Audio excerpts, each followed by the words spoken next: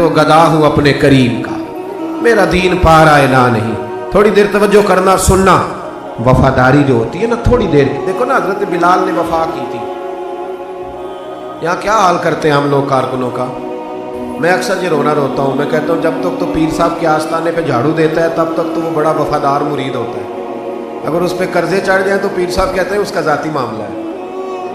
جب تک وہ اپنے ہاتھوں سے سیاستدان کے اشتہار لگا رہا ہوتا ہے تب تک وہ کارکن ہوتا ہے، کارکن. اور جب وہ کہیں الجھ جائے تو کہتے ہیں میں اس کے ذاتی معاملے میں نہیں. یہ ذاتی معاملہ کیا ہوتا ہے؟ جب تیرے اشتہار لگا رہا تھا سیاستدان کے تب ذاتی معاملہ نہیں تھا. جب کسی کو ضرورت پڑ گئی تو اب معاملہ ذاتی ہو گیا. پیار کرنا پڑے کچھ دینا پڑے تو پھر بھاگ گئے بفر گئے. اور لوگوں کے پاس جب دولت آتی ہے تو رنگ ہی بدل جاتے ہیں. جب اقتدار ملتا ہے تو انداز ہی بدل جاتے ہیں. جب اتوار کچھ اور ہوتے ہیں تو لوگوں کے طریقے بدل جاتے ہیں. اس لیے کہ رشتہ ضرورت کا بنا لیا ہم نے.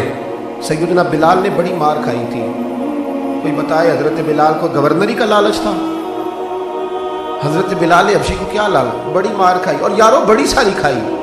ایک تو وہ مار ہے نا جو عبداللہ بن جدان مارتا تھا، امیہ بن خلف مارتا تھا، ایک تو وہ ہے. اور حضرت بلال جب دروازہ رسول پہ آئے تو بخاری مسلم میں موجود ہے. حضرت بلال نبی پاک کے مہمان آتے تھے تو خود قرضہ اٹھا کے لاتے تھے.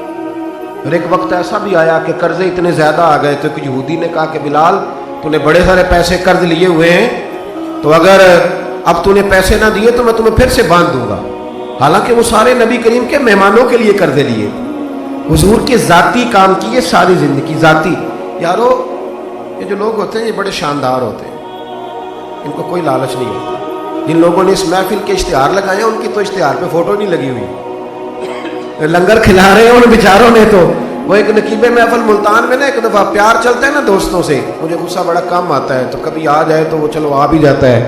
اب یہ بھی مسئلہ ہے. وہ بار بار کہہ رہے تھے لوگوں سے تسی ہاتھ نہیں چک دے، تسی بڑے بے ذوق ہو، تسی میں یاد رہو گے. میں کہ چپ کر جا، تو کوئی نظر نیاز لینی، یہ سارے مفت آئے نہیں، یہ زیادہ قیمتی ہے، یہ فری آئے ہیں. بڑی مہربانی، اللہ آپ کو جزا. سنیں جی میرے بھائی، یہ کہ نا جن لوگوں نے جو درخواست لے کے گیا تھا تھانے جلسے کی اجازت کی، اس کا تو نام ہی نہیں چھپا. لیکن یہ لوگ بڑے قیمتی ہوتے ہیں. ہم کرتے یہ ہیں کہ ان کو نا ہم ضائع کر دیتے ہیں. چاہیے اب ہماری مسجد میں جب محفل میلاد ہوتی ہے تو جس نے 1.5 لاکھ دیا نا وہ اسٹیج پہ بیٹھا ہے، اور جس نے سارا سال مسجد میں جھاڑو دیا اس کو میلاد والے دن کسی نے پوچھا ہی نہیں. حالانکہ اس بندے کی صدارت میں جلسہ ہونا چاہیے تھا جو روزانہ مسجد میں جھاڑو دیتا ہے. اس کی صدارت ہونی چاہیے تھی تاکہ پتہ چلے کہ رسول اللہ کے غلام میلاد کے موسم میں غریبوں کو عزت عطا کرتے ہیں. لیکن ہم نکل جاتے ہیں، ہمارا ماحول نہیں، مزاج نہیں. حضرت بلال نے نوکری کی، سارا دن نبی کریم کے کام کرتے، سارا دن. تھوڑا سا ٹائم بچ جاتا نا، کہتے حضور کوئی حکم تو نہیں؟ ملا رومی نے لکھا ہے کوئی حکم تو نہیں؟ حضور فرماتے نہیں، سارے کام ہو گئے. حضور میں تھوڑی دیر کے لیے جاؤں؟ جائیں.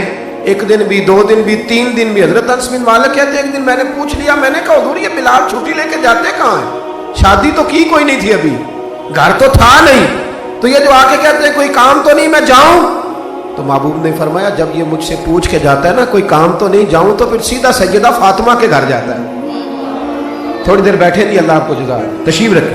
یہ سیدہ فاطمہ کے گھر جائیں گے، اب یہ وہاں جھاڑو دیں گے. اب بیٹھے نہیں، اللہ آپ کو برکت دے، جزائے خیر، تشریف رکھے. اللہ تعالیٰ آپ کو برکات دے، پیچھوں کے لیے مسئلہ بنتا ہے، تشریف رکھے. اب یہ نا سیدہ فاطمہ کی چکی پیسیں گے.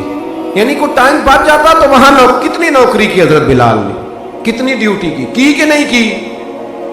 لیکن کسی عہدے کے لالچ کے لیے، کسی منصب کے لیے، کسی فوٹو کے لیے، کسی صدارت کے لیے. لیکن میرے محبوب نے بھی جب اعزاز دیا نا تو پھر کمال ہی دیا.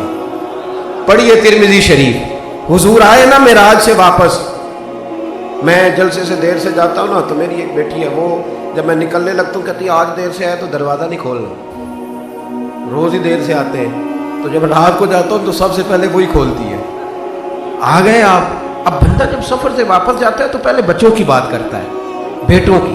محبوب معراج کے سفر سے واپس آئے، لیکن سب سے پہلے جو بات کی وہ حضرت بلال حبشی کی. سب سے پہلی بات سیدنا بلال کی. مجمع میں بٹھا کے، مجمع میں حضرت بلال کو مجمع میں بٹھا کے فرمایا کیا عمل کرتا ہے بھائی تو بلال؟ عرض کی حضور کیا ہوا؟ فرمایا بتا کیا کرتے ہو، کون سا عمل ہے جو زیادہ کرتے ہو؟ کہا حضور حکم کریں۔ تو محبوب فرمانے لگے جب میں جنت میں گیا ہوں نا معراج کی رات، تو میں نے وہاں تیرے قدموں کی آواز سنی ہے۔ جنت میں تیری اب کس نے ذروں کو اٹھایا اور صحرا کر دیا، اور کس نے قطروں کو ملایا اور دریا کر دیا، یہ کس کی حکمت نے یتیموں کو کیا در یتیم اور غلاموں کو دنیا بھر کا مولا کر دیا۔ ایک بڑی عجیب بات لکھی ہے ابن اسحاق نے، کہتے ہیں کہ جب فتح مکہ ہوئی نا، ظہر کا ٹائم ہوا، تو نبی کریم علیہ السلام نے فرمایا چلو ابھی اذان پڑھو، بلال کو بلاؤ۔ تو جو ہے میری بات پر سنیں اور یاد رکھیں، حضور نے فرمایا بلال کو بلاؤ، اذان پڑھے۔